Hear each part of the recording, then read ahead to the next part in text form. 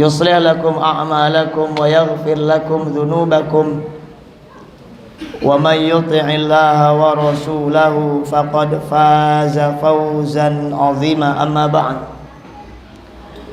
فإن خير الحديث كلام الله عز وجل وخير الهدي هدي محمد صلى الله عليه وعلى آله وسلم وشر الأمور محدثاتها فإن كل محدثة بدعة وكل بدعة ضلالة وكل ضلالة في النار. Ikhwani wa akhwati fid din, a'azzani wa azzakumullah. Di satu sisi kita pada malam hari ini kembali bertahmid dan bersyukur kepada Allah Azza wa Jalla, karena di malam hari ini Allah Jalla wa Ala kembali memudahkan kita untuk berkumpul di salah satu rumah Allah, masjid yang kita cintai, Masjid Imam Syafi'i. Dan ini tentunya tiada lain, bisa berkumpulnya kita di rumah Allah ini adalah karena anugerah dan nikmat dari Allah Jalla wa Ala yang wajib untuk kita syukuri kepada Allah Jalla wa Ala. Kemudian di sisi yang lain, bagi kami panitia daurah, bagi kami adalah sebuah kesedihan, karena pada malam hari ini adalah kajian terakhir dari episode pertama kedatangan Al-Ustadz Riyadh bin Badr Bajri hafizahullah ta'ala. Dan kalau Allah Jalla wa'ala masih memberikan kepada kita umur di waktu yang akan datang, kita berharap kepada Allah agar Allah Jalla wa'ala kembali mengumpulkan kita di majlis yang mulia ini, majlis yang kita diingatkan tentang kehidupan akhirat, dan itu yang kita harapkan. Dan semisalnya kita tidak bisa berjumpa dengan beliau di dunia di waktu yang akan datang, kita semua berharap kepada Allah Jalla wa'ala agar kita semua nanti dipertemukan oleh Allah bersama-sama dengan beliau dan kaum muslimin yang lainnya di surga Allah Jalla wa'ala. Amin ya rabbal alamin. Dan untuk membersihkan waktu, kami minta kepada Al-Ustadz Riyadh bin Badr Bajri hafizahullah ta'ala memberikan kalimahnya kepada ikhwah semuanya. Barakallahu fikum.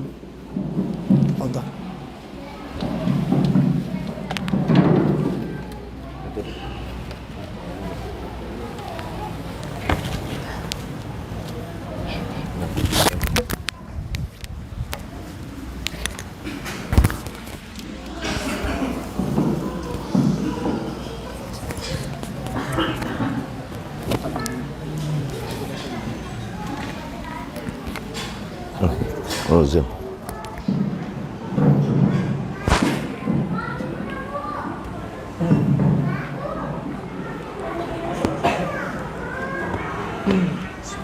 Assalamualaikum warahmatullahi wabarakatuh.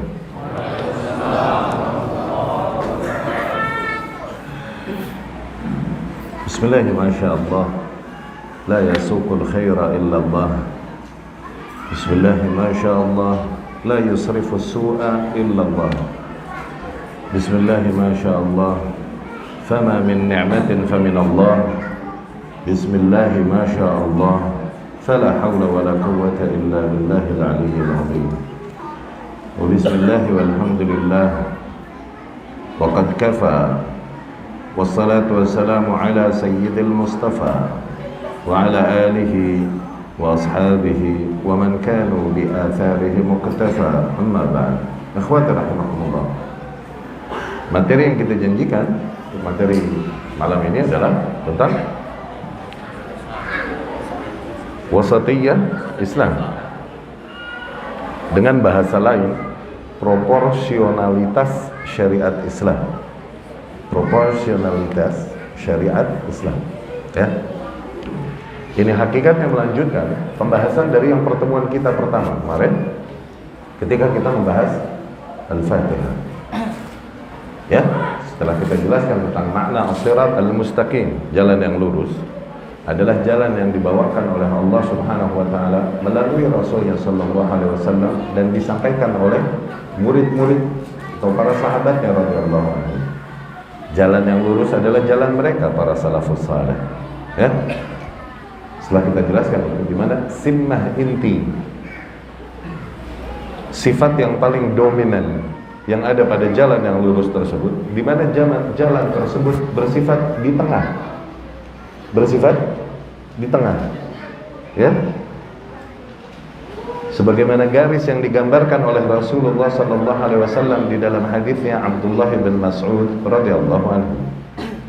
Khatta lana Rasulullah sallallahu alaihi wasallam khattan mustaqim. Rasul menggambarkan sebuah garis yang lurus. Kemudian Rasul berkata, "Hadza sabilullah." Inilah jalannya Allah, yakni jalanku. Thumma khatta khututan an yamini wa shimal. Kemudian Rasul gambarkan garis-garis yang menyimpang di kiri dan kanan. Hadhihi subul. Ini adalah jalan-jalan lain selain jalannya Allah dan Rasulnya. Ala kulli sabilin minha syaitan yad'u ilaihi. Dan di setiap permukaan jalan tersebut terdapat syaitan yang menyeru kepadanya. Kemudian Rasul membaca firman Allah Subhanahu wa taala, "Wa anna hadza sirati mustaqiman fattabi'uhu." Dan inilah jalanku yang lurus, ikuti jalan yang ini. Itu as-sirat al-mustaqim. Ya. Wala tattabi'us subul. Dan janganlah kau ikuti jalan-jalan yang lain, fatafarraq bikum an sabilihi. Sehingga kalian terpecahkan dari jalannya Allah Subhanahu wa ta'ala, terpencar dari jalannya Allah Subhanahu wa ta'ala. Nah, betapa sifat jalan yang lurus tersebut adalah jalan yang berada di tengah. Bukanlah jalan yang berada di kutub kiri. Ya. Bukan juga jalan yang berada di kutub kanan. Bukanlah jalan yang hulum. Bukan juga jalan yang jaffa. Sifat agama Islam di antara syariat-syariat lain di tengah. Demikian sifat syariat Islam. Nanti lebih jauh lagi kita akan jelaskan bahwa sifat Ahlus Sunnah pun demikian. Di antara firqah-firqah yang lain, Ahlus Sunnah adalah kelompok yang paling di tengah, yang paling proporsional. Ya, wasat. Zain, di pertemuan malam ini itu yang akan kita bahas insyaallah. Allah Subhanahu wa taala berfirman, "Wa kadzalika ja'alnakum ummatan wasata." Dan demikianlah kami jadikan kalian umat yang di tengah. Litakunu syuhada 'alan nas, agar kalian menjadi saksi bagi para manusia, wa yakuna rasulu 'alaikum syahida. Dan agar kelak Rasul sallallahu alaihi wasallam menjadi saksi ke atas kalian. Ya. Wasatiyah, kebertengahan adalah ciri di antara ciri-ciri kental syariat Islam, dan kebertengahan ini adalah ciri di antara ciri-ciri kental yang ada pada firqah an-najiyah, kelompok yang terselamatkan, yang ada pada Ahlus Sunnah wal Jamaah. Wasatiyah. Wasatiyah diambil dari kata wasat. Wasat. Zin. Waw, sin, ta, wasat. Secara bahasa artinya wasat. Kalau bicara posisi, maka wasat yang di tengah. Tidak ke kiri, tidak ke kanan. Kalau bicara size, ukuran, maka wasat artinya medium. Medium. nggak small, nggak large, medium, wasat. Secara bahasa demikian. Adapun wasatiyah ini, kalimat wasat yang dimaksud di dalam syariat, wasat di antara maknanya adalah a'dal, yang paling adil.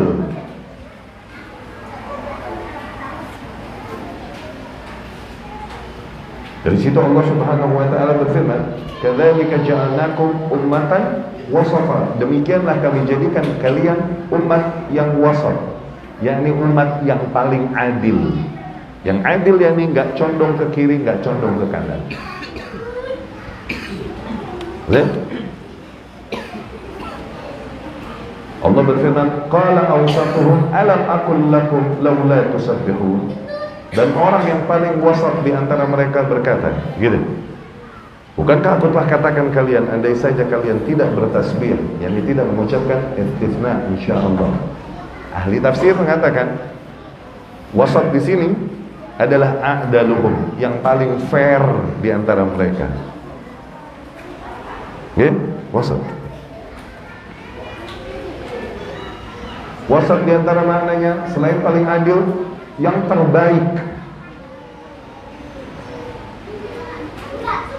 Yang terbaik. Ketika Allah berfirman, "Wa kadzalika ja'alnakum ummatan wasata," dan demikianlah kami jadikan kalian sebagai umat yang wasat, yang di tengah. Allah pun berkata di ayat yang lain, "Kuntum khaira ummah." Jadilah kalian telah menjadi umat yang terbaik. Nah, umat yang wasat, yakni umat the best. Jadi di antara makna wasat, yang paling fair, paling adil. Di antara makna wasat, yang paling the best, yang paling baik. Oke? Di antara makna wasat juga yang hikmah, yang membawakan hikmah, yang paling membawakan hikmah. Dan hikmah ini apa? Hikmah ini apa? Sebagaimana didefinisikan oleh Ibnul Qayyim Al-Jauziyah rahimahullah, hikmah ini fi'lu ma yanbaghi fil waqti alladhi yanbaghi ala al-wajhi alladhi yanbaghi. Hikmah fi'lu ma yanbaghi, melakukan apa-apa yang sepantasnya untuk dilakukan. Fil waqti alladhi yanbaghi, pada saat yang tepat untuk dilakukan. Alal wajhi alladhi yanbaghi, dengan bentuk yang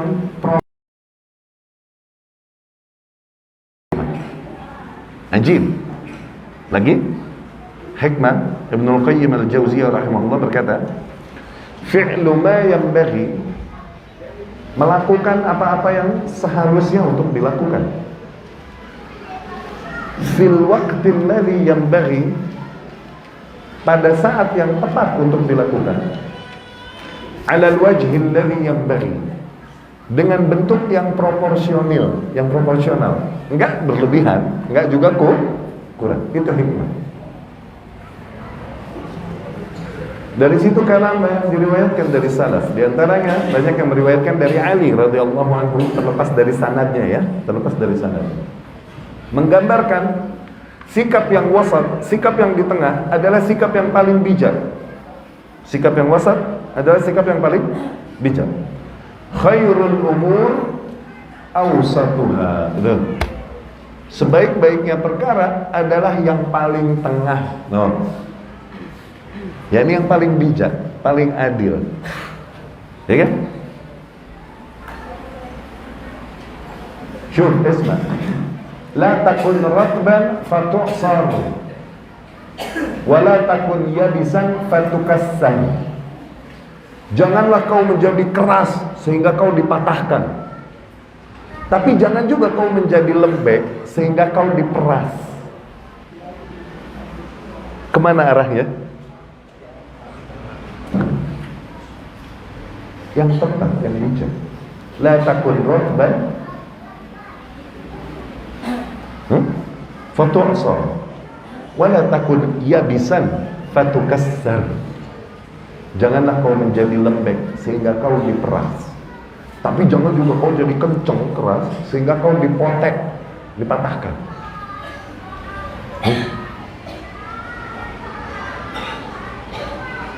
Diarahkannya kemana tuh? Tengah ya? Demikian sifat tengah. Fitrah manusia udah mengatakan itu adalah hal yang paling tepat, paling fair, paling baik, paling adil. Demikianlah simmah inti pada syariat Islam di antara syariat-syariat yang lain. Demikianlah simmah inti pada Ahlus Sunnah di antara firqah-firqah yang lain. Kita akan bahas ini. Okay?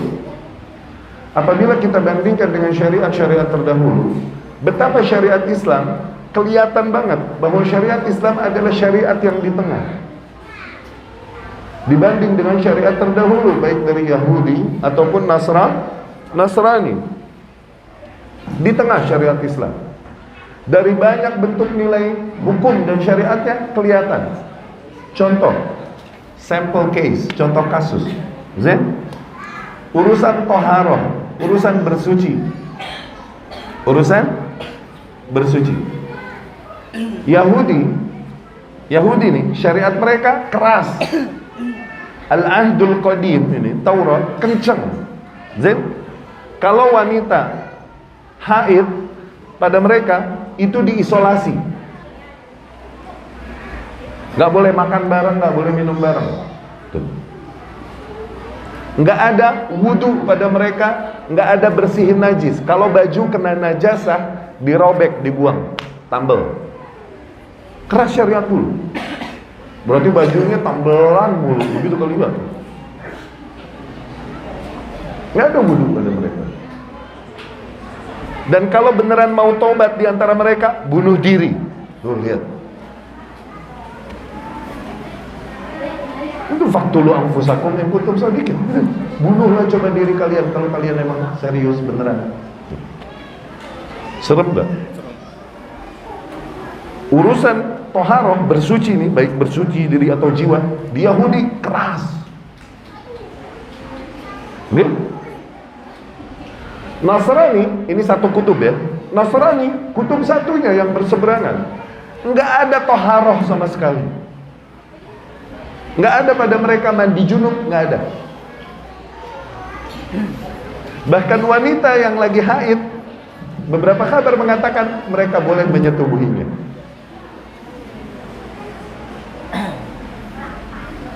Enggak ada pada mereka wudu atau mandi junub. Bahkan mereka mengkeramatkan rahib-rahib pendeta-pendeta mereka yang dikenal sibuk dengan beribadah bertahun-tahun enggak pernah mandi karena ibadah.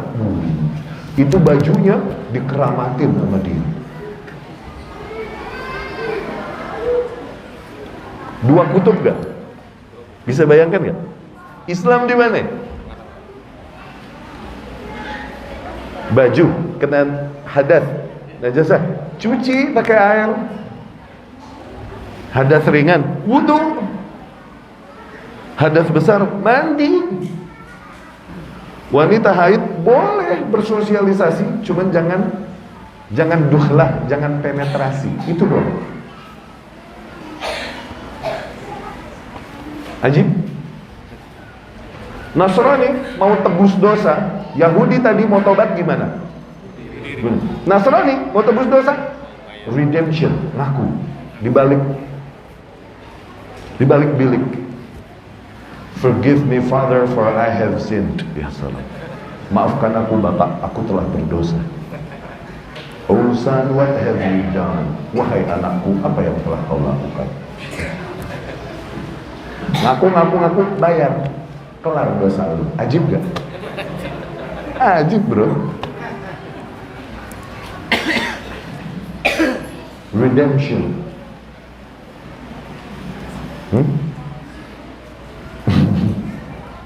Islam mau tobat gimana? Bunuh diri gak? Atau bayar ke ustad? Nggak apa-apa itu, ustad miskin juga gak usah lu bayar. Lu tobat aja. Tobat, istighfar tobat, ya kan? Penuhi syarat tobat, tekad untuk tidak mengulangi lagi dan perbanyak amal saleh untuk menghapuskan dosa, ya kan? Wa atbi'is sayyi'atal hasanah, dan ikutilah perbuatan buruk dengan perbuatan baik, tamhuha yang akan menghapuskan. Perbanyak amal soleh. Qadarullah, di masa yang akan datang kejeblos lagi, dosa lagi, istighfar lagi, tobat lagi. Kejeblos lagi, istighfar lagi, tobat lagi. Kejeblos lagi, istighfar lagi, tobat lagi. Orang tobat nggak berarti kemudian syahwatnya mati dan muncul sayap dari punggungnya jadi malaikat, nggak begitu. Tetap manusia. Tadi hadis yang kita sampaikan, adnaba abdi dzamba, seorang hambaku berbuat dosa. Wa ya'rif anna lahu rabban yaghfiru dzunub wa ya'khudh bidzanb. Dia sadar dia punya Tuhan yang Maha mengampuni dan menghapuskan dosa. Dia berkata, ay rabbil firli, wahai Tuhanku, ampuni aku. Allah pun berkata, ghafartulah, aku ampuni baginya. Tsumma a'ada fa'adnab. Dia ulangin lagi, dia bikin dosa. Dia masih sadar dia punya Tuhan yang Maha mengampuni dosa dan menghapuskan dosa. Dia berkata, ay rabbil firli, wahai Tuhanku, ampuni aku. Ghafartulah, aku ampuni lagi. Sampai 3 kali, sampai 4 kali. Akhirnya Allah pun berkata, falyaf'al 'abdi ma syaa' faqad ghafartulah. Buat hambaku yang itu, lakukan apapun yang dia mau, terserah. Sungguh telah aku ampuni baginya. Allahu Akbar. Ya.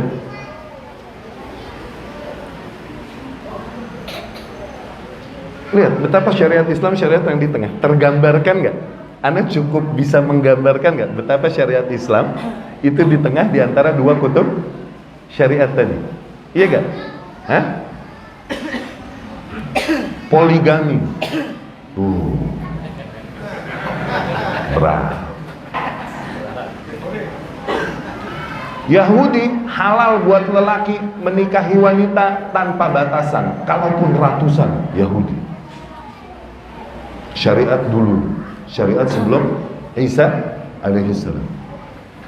Sulaiman alaihissalam, ini diriwayat Abu Hurairah, Rasul cerita sallallahu alaihi wasallam, Sulaiman suatu hari berkata, la atufanna al-lailah ala mi'ati imra'ah. Malam ini aku akan berkeliling pada 100 wanitaku. Oh, wanitanya 100. Dan sungguh setiap mereka akan melahirkan seorang faris, seorang knight, seorang kesatria, yujahid fi sabilillah, yang akan berjihad di jalan Allah. Qala lahu sahibu, sahibnya bilang, ana Sulaiman, qul insyaallah, bilang insyaallah. Walam yaqul, Sulaiman enggak bilang insyaallah. Akhirnya dari malam itu, dari kejadian malam itu 100 wanita semalam. Syuf. Oke? Tidaklah lahir kecuali 1 wanita doang. Melahirkan bayi lelaki itu pun setengah, yakni cacat. Rasul berkata sallallahu alaihi wasallam, "Lau qala insyaallah, andai saja Sulaiman bilang insyaallah la fa'al." Niscaya beneran terjadi seperti yang dia katakan. Ini sebenarnya hadis berbicara tentang keutamaan istifna, keutamaan insya. Tapi di situ dah, aku berkeliling pada 100 wanita. Tuh, syariat dulu sebelum syariat Isa, poligami itu lebih dari, nggak ada batasannya, semampu lo aja. Sampai lecet, sampai keseleo. Iya kan? Lu kuatnya berapa ya? Ajib gak? Oh, ajib. Udah gak usah ajib-ajib deh, bini atu aja. Kayak berani, ajib aja. Kayak berani.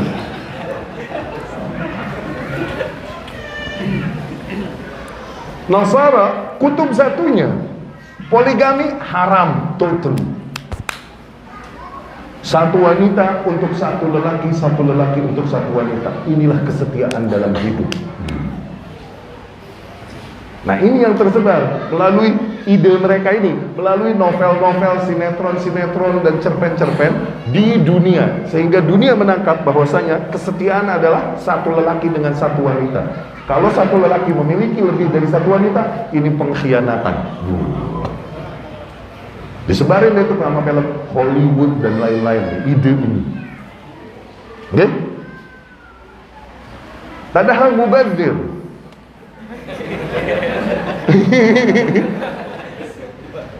ini nggak nyampe ke Tangerang kan? Nggak nyampe kan? Oh nyampe lagi.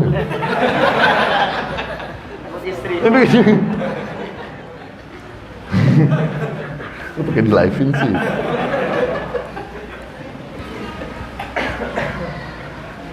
Padahal Allah ciptakan wanita jauh lebih banyak dari kaum lelaki. Gitu? Sehingga mubazir, seseorang menghabiskan waktu hidupnya hanya dengan satu wanita. Wah, serem gue ngomong gini. Udah kita lewat bahas itu, oke? Kita bahas yang lain. Pada Nasara cuma satu wanita udah. Tuh lihat, dua kutub gak? Dua kutub gak? Islam di mana? Satu, mau nambah dua, mau nambah tiga, mau nambah empat, udah maksimal empat. Mau nambah, udah bagi sohib, bagi sohib. Di tengah gak syariat Islam? Terbayang gak di tengahnya? Hah? Iya gak? Dipikir-pikir, iya ya, di tengah syariat Islam ya. Iya gak? Makanya ihdinas siratal mustaqim, guide us to the right path, to the straight path. Bimbinglah kami ke arah jalan yang lurus. Sifat jalan yang lurus tersebut ghairil maghdub alaihim waladhdallin. Nah, jalan yang bukan jalan kaum yang engkau murkai, yakni Jewish, Yahudi. Waladhdallin, bukan juga jalan kaum orang-orang yang lost, yang tersesat. No, di mana? Tengah. Tergambarkan gak sih itu sebenarnya? Dalam ilmu dan amal. Dalam ilmu dan amal. Yahudi adalah kaum yang Allah turunkan kepada mereka banyaknya ilmu, dijadikan orang-orang jenius pada mereka. Yahudi diturunkan ratusan rasul dan ratusan kitab pada mereka. Ilmu tuh banyak pada mereka. Yahudi nih. Dan diberikan kecerdasan otak yang luar biasa. Tapi apakah keilmuan tersebut mendorong mereka kepada amalan sebagaimana yang dituntut dari mereka? Minimal bikin mereka beriman deh. Atau justru bikin tetap mereka kufur? Tetap mereka dengan kekufurannya, kalaupun banyaknya ilmu pada mereka. Allah berfirman, Mathalul ladzina humilut Taurata thumma lam yahmiluha kamathalil himar yahmilu asfar. Perumpamaan kaum yang diturunkan ke atas mereka Taurat, tapi mereka tidak membawanya, yakni tidak menerapkannya di dalam kehidupan. Perumpamaan mereka ini seperti keledai yang bawa buku banyak. Yakni keledai, kalaupun dia bawa buku yang banyak, bikin dia tambah pinter gak? Atau tetap bodoh? Nah, itulah Yahudi. Diturunkan ilmu banyak pada mereka, okay? Tapi tidak mendorong mereka kepada amalan. Amalkan kayak apa yang Allah perintahkan, jauhi apa yang Allah larang. Kagak, yang ada ngebangkang. Minimal amalannya minimal beriman deh, kagak, membangkang yang ada. Jadi Nasara sebaliknya, kaum yang punya semangat dalam beramal, tapi ilmu udah nggak ada, syariatnya udah hilang. Akhirnya mereka beramal dengan hawa nafsunya, apapun yang menurut mereka bentuk beribadah. Mereka meninggalkan kehidupan duniawi dan nikmat-nikmatnya. Mereka naik ke puncak-puncak bukit, hidup di kuil-kuil dengan baju yang terbuat dari suf, dari bahan kasar, dan beribadah kepada Allah Subhanahu wa taala. Entah dengan cara apa yang mereka bikin udah. Mereka bersimpuh sambil mendekapkan tangannya begini. Dia bikin-bikin sendiri. Nggak ada syariat pada mereka, udah hilang. Nggak ada bimbingan wahyu. Ilmu pada mereka hilang. Pada Nasrani. Yang ngilangin Yahudi juga. Yang merusak agama Isa ini Yahudi juga. Jadi Ibnu Taimiyah rahimahullah menyebutkan, jadi zaman setelah Hawariyun, setelah zamannya Hawariyun, ashab, para sahabat Isa alaihissalam, murid-muridnya nih, zaman tabi'in, mulai muncul bid'ah pada mereka. Oke? Dari jalurnya murid-muridnya Barnabas dan murid-muridnya, yang di antara murid-muridnya Isa alaihissalam. Di masa itu ada seseorang yang terkenal permusuhannya kepada agama Isa alaihissalam. Dia seorang Yahudi. Yahudi ini kan hasad, okay?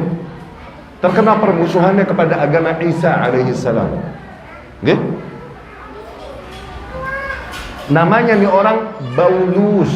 Ingat, Baulus. Dia murid, okay? Singkat cerita, dia menghilang sejenak. Hilang. Beberapa saat kemudian dia muncul kembali. Dia menampakkan keimanan dan kezuhudan yang luar biasa.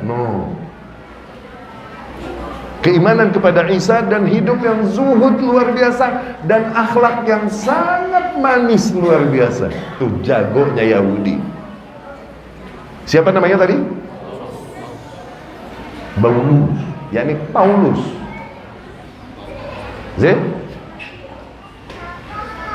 Kemudian dia berguru kepada salah seorang dari muridnya Isa alaihissalam. Berarti tabi'in kan?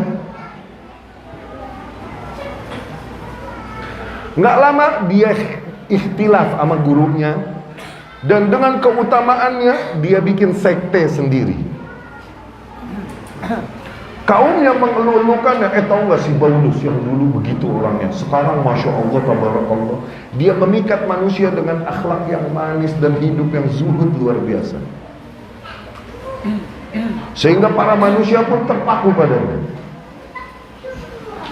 Romawi dulu memerangi agamanya Isa alaihissalam, tapi melihat hal ini, dia manfaatkan Paulus, dia kerjasama sama Paulus untuk merusak agamanya Isa.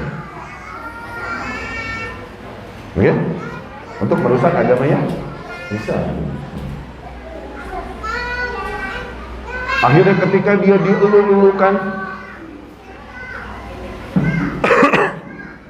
ketika ia semakin dielulukan oleh kaumnya, mulailah dia mengaku, telah turun kepadaku risalah, menyempurnakan risalah yang diturunkan ke atas Isa alaihissalam. Turun padaku kitab, menyempurnakan kitab yang diturunkan pada Isa alaihissalam. Dia bikin kitab, dia bikin risalah, dia bikin ajaran agama baru. Para orang-orang yang beriman kepada Isa pun berpaling dan kemudian mulai mengikutinya. Dia yang pertama kali bikin Ats-Tsaluts, Trinitas. Dia nih doi, nabinya. Ats-Tsaluts apa? Trinitas. Tuhan bokap, Tuhan anak, sama Holy Ghost, Roh Kudus, yakni Jibril alaihissalam. Jadi Tuhan yang mereka sembah selain Allah. Nih dia yang akhirnya mulai ngerubah agamanya dan syariatnya Isa alaihissalam. Akhirnya yang emang datang dari Isa hilang dan terhapuskan, diganti dengan agama baru. Inilah yang dibilang Paus pertama. Pernah dengar Paus Paulus? Ini first Pope, the first Pope. Nih Paulus. Apa yang sekarang Paus keberapa udah tuh? Wah, udah cucut, mujair, wah udah bukan Paus lagi udah. Penggiri, kakap, udah turun udah bukan Paus lagi udah. Itu first Pope, itu Paus yang pertama. Yahudi yang merusak agamanya Isa alaihissalam. Mereka kaum yang punya iman dan punya semangat untuk beramal, cuman ilmu hilang pada mereka, udah disirnakan oleh perubahan-perubahan yang mereka rubah. Mereka merubah isi kitab Isa alaihissalam. Akhirnya apa? Mereka beribadah dengan hawa nafsunya, sejadi-jadinya mereka beribadah. Di antara mereka yang meninggalkan nikmat-nikmat hidup duniawi, di antara mereka yang mengharamkan menikah pada dirinya, pendeta-pendetanya. Bahkan di antara mereka ada yang sampai titik yahtasi.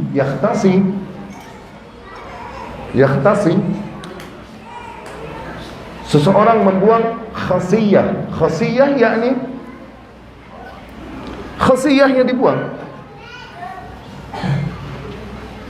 bijinya dibuang. Kebiri, yahtasi, dibuang kebirinya.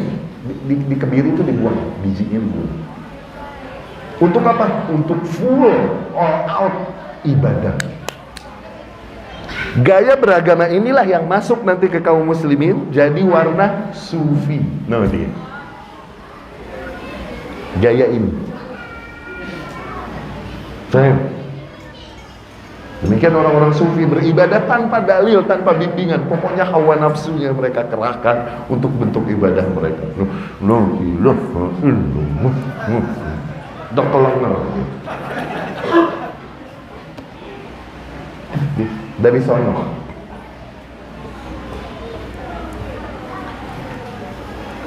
Lihat, kaum Yahudi, kaum yang diturunkan ke atas mereka ilmu, cuman tidak ada amal.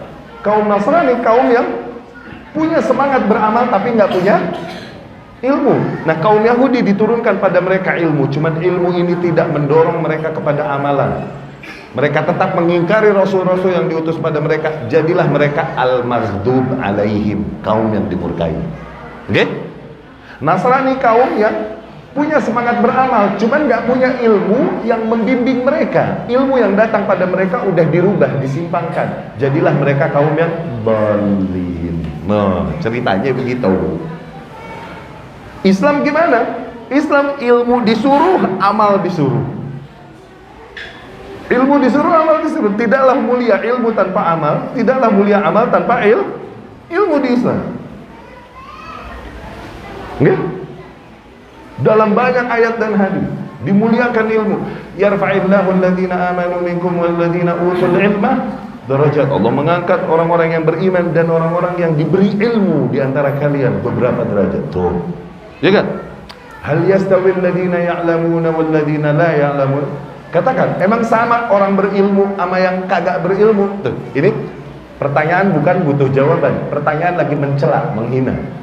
Emang sama orang berilmu sama yang kagak? Begitu. Hal yastawil ladzina ya'lamun wal ladzina la ya'lamun. Memuliakan ilmu. Ayat pertama yang turun di syariat kita apa? Iqra, cari ilmu, baca. Dimuliakan gak ilmu? Dan amal juga didorong gak di kita? Didorong. Lihat rukun Islam, bicara apa itu? Syahadat. Amalan gak? Amalan lidah. Asyhadu an la ilaha illallah, asyhadu anna Muhammadan rasulullah. Salat, amalan gak? Zakat, puasa, haji, amalan gak? Amar ma'ruf, nahi munkar dan lain-lain, amalan. Di Islam semuanya ditekankan. Di tengah Islam. Ihdinas siratal mustaqim, siratal ladzina an'amta 'alaihim, ghairil maghdub 'alaihim waladdallin. The straight path. Ajib. Iya gak? Dipikir-pikir syariat Islam gitu. Masalah menghormati dan mengagungkan ulama dan orang-orang soleh. Oke? Yahudi, orang-orang soleh di antara mereka, bahkan nabi-nabi dan rasul di antara mereka, diingkari, dicela, dicaci, dimaki, terus disakiti. Oke? Boro-boro diimani dan diikuti. Sehingga mereka terus menagih dosis yang lebih. Mereka bertanya satu sama lain, apa lagi yang belum kita lakukan ya? Begitu. Apalagi yang belum kita lakukan kepada ni utusan Allah yang ada pada kita, atau ni orang soleh yang ada pada kita. Di situ syaitan masuk menghembuskan ide, bunuh deh, tanggung. Akhirnya jadilah mereka kaum yang terkenal membunuhi para nabi dan rasul dari zaman ke zaman. Kanu yaqtuluna al-anbiya'a bighairil haqq. Mereka biasa membunuhi para nabi tanpa hak. Nah? Dan orang-orang yang bertindak nadil, orang-orang saleh di antara mereka dibunuhin juga. Wa yaqtuluna alladhina ya'muruna bil qisti minan nas. Biasa mereka membunuhi orang-orang yang menyeru kepada keadilan di antara manusia. Ya. Jadilah kaum yang dimurkai ke atas mereka. Para nabi, orang-orang soleh diingkari, dikerjain, dirusak nama baiknya, bahkan dibunuhin. Para nabi terakhir yang dibunuh Yahudi siapa? Ada yang tahu gak? Siapa nabi terakhir yang matinya dibunuh Yahudi? Rasulullah sallallahu alaihi wasallam Muhammad. Diracuni makanannya itu. Diracuni makanannya. Enggak lama setelah itu meninggal Rasul sallallahu alaihi wasallam. Ibnu Mas'ud berkata, demi Allah, demi Allah, demi Allah, Rasul mati syahid, yakni mati dibunuh. Rasul sallallahu alaihi wasallam. Ya, diracuni di katif, di bagian kambing yang paling Rasul sukai. Dan ini kisahnya panjang, kalau Anda ceritain yang belepetan nanti. Kisahnya panjang, ente baca sendiri. Nabiullah Zakaria, Nabiullah Yahya, abisnya dibunuhin nama mereka. Dirusak nama baik mereka, difitnah dan lain-lain. Bahkan itu Musa alaihissalam, ada cerita di riwayat Imam Bukhari rahimahullah. Musa alaihissalam nih kan Rasul, dijaga sama Allah. Kaum Yahudi punya kebiasaan lelakinya mandi bareng pada telanjang, mandi bareng. Ini urf yang berjalan pada mereka. Musa dijaga harga dirinya semua, nggak mau ikutan begitu. Oke? Nggak mau ikutan mandi bareng telanjang bareng, nggak mau, beli. Jadi Musa kalau mandi dia pergi jauh di sungai, cari jauh, udah sepi baru dia buka baju, baru dia mandi. Ini kesempatan buat orang Yahudi, celah nih buat membunuh karakter, merusak nama baik. Yaqulun anna Musa adar. Mereka bilang bahwasanya Musa adar. Adar yakni cacat pada kemaluannya. Kemaluannya kecil. Jahatnya Yahudi lihat. Kesempatan celah buat mencela Musa alaihissalam. Akhirnya suatu hari ketika Musa pergi jauh mandi, dia membuka bajunya semua, ditaruh di atas batu. Musa pun turun ke sungai. Dengan tongkatnya kan turun ke sungai. Nggak lama jaratil hajar, di batu lari membawa bajunya Musa. Batunya lari bergeser, kabur, membawa bajunya Musa alaihissalam. Musa pun mengambil tongkatnya dan mengejar batu tersebut. Batu tersebut terus berlari. Musa sambil memukuli batu itu, dia berkata, "Saubi ya hajar, saubi ya hajar, bajuku itu, bajuku itu." Begitu. Bajuku itu. Digebukin terus sama Musa, tapi terus di batu berlari membawa Musa ke kerumunan manusia. Sehingga para manusia melihat punya Musa alaihissalam, ra'auhu ahsana ma yakun. Ternyata punya Musa paling zen. Rasul ahsan ma yakun.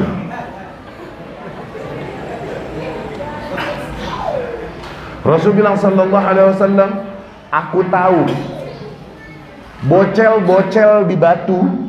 Bocel, apa bocel di sini? Kopak. Oke?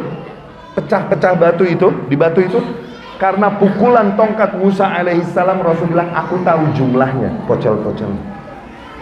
Sallallahu alaihi wasallam. Makanya Allah berfirman, wahai orang-orang yang beriman, janganlah kalian menjadi seperti mereka yang menyakiti Musa alaihissalam, sehingga Allah mesti turun tangan sendiri membela Musa alaihissalam. Ini kerjaan kaum Yahudi. Ada orang saleh, nabi, orang adil di antara mereka, mereka sakiti dengan cara apapun yang mereka bisa. Kalau perlu mereka bunuhin. Iya gak? Iya gak? Itu satu kutub. Kutub satunya Nasrani. Nabi orang soleh yang ada pada mereka, mereka agungkan, muliakan berlebihan. Diagungkan, disembah. Ini Nasrani. Fahim? Lihat dua kutub gak? Rasulullah Isa alaihissalam pada mereka akhirnya diapain? Dijadikan Tuhan lain selain Allah. Demikian umminya Maryam. Iya kan? Dijadikan Tuhan lain yang mereka sembah selain Allah.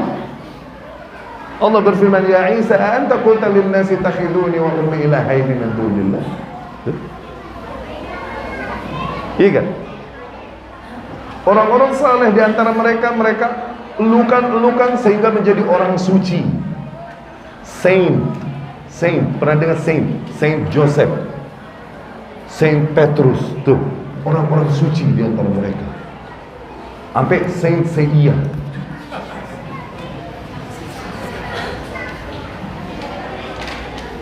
Anak sekarang nggak dapat Saint Seiya, nggak dapat anak sekarang. Adin awalan. طيب نسمع الأذان ثم نواصل. نواصل بعد الأذان. طيب أقول قولي هذا وأستغفر الله لي ولكم. Akhirnya apa di sini? زين.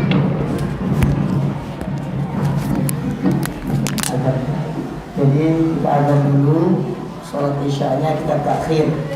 Kalau semua jamaah sepakat kita akhir itu lebih afdal. Barakallahu. Allahu Akbar, Allahu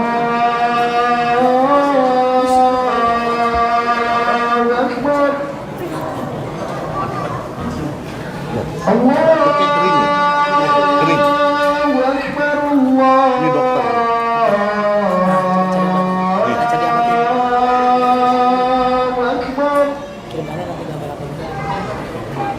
Asyhadu an la ilaha Nomor lu belum ada sih. Nomor lu belum ada.